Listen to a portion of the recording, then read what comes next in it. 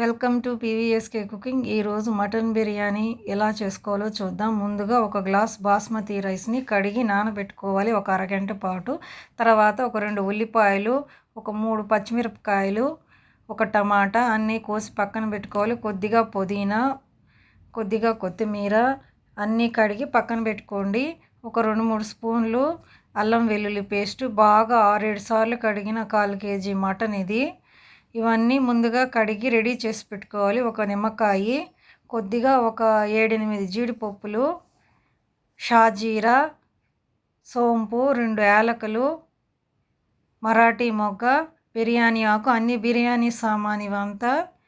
So ఇప్పుడు మనము కుక్కర్ని పెట్టుకొని స్టవ్ ఆన్ చేసి ఒక 3 స్పూన్ల ఆయిల్ వేసి బిర్యానీ సామాన్ అన్నీ వేసి వేయించుకోవాలి. 1 నిమిషం పాటు అవన్నీ బాగా ఫ్రై అవ్వాలి. అవన్నీ ఫ్రై అయితే మంచి స్మెల్, మంచి టేస్ట్ వస్తుంది. ఇప్పుడు ఉల్లిపాయల్ని వేసుకొని ఫ్రై చేసుకోవాలి. సన్న మంట మీద కొద్దిసేపు ఫ్రై చేసుకుందాము. ఉల్లిపాయలన్నీ ఎర్రగా వేగాలి. చూసారు కదా, ఎర్రగా వేగాయి. ఉల్లిపాయలు వేగిన తర్వాత పుదీనా మనం ముందుగా కడిగి పెట్టుకున్నాం కాబట్టి ఆ కొంచెం పుదీనాని ఇందులో వేస్తున్నాము. ఇది వేసి ఫ్రై చేసుకున్న తర్వాత అల్లం వెల్లుల్లి పేస్ట్ ఒక 2 స్పూన్లు వేసాను. అది కూడా సన్న మంట మీద బాగా ఫ్రై చేసుకోవాలి. ఇది ఫ్రై అయిన తర్వాత మనం తరిగి పెట్టుకున్న టమాటా ముక్కలను కూడా వేసి ఫ్రై చేసుకోవాలి. ఇందులోకి మనం కావలసిన మసాలాలను కూడా తీసుకోవాలి. మసాలాలు మటన్ మసాలా 1 స్పూను, 1 స్పూను కారం, 1.5 స్పూను ధనియాల పొడి, 1 స్పూను ఉప్పు, 1/4 స్పూను పసుపు అన్నీ తీసుకొని ముందుగా రెడీగా పెట్టుకోవాలి. ఇప్పుడు మనం కొద్దిగా కొత్తిమీర వేసుకుంటున్నాం ఇందులో. ఇప్పుడు మనం తీసుకున్న అవన్నీ దీనిలో వేసి కొద్దిసేపు ఫ్రై చేయాలి.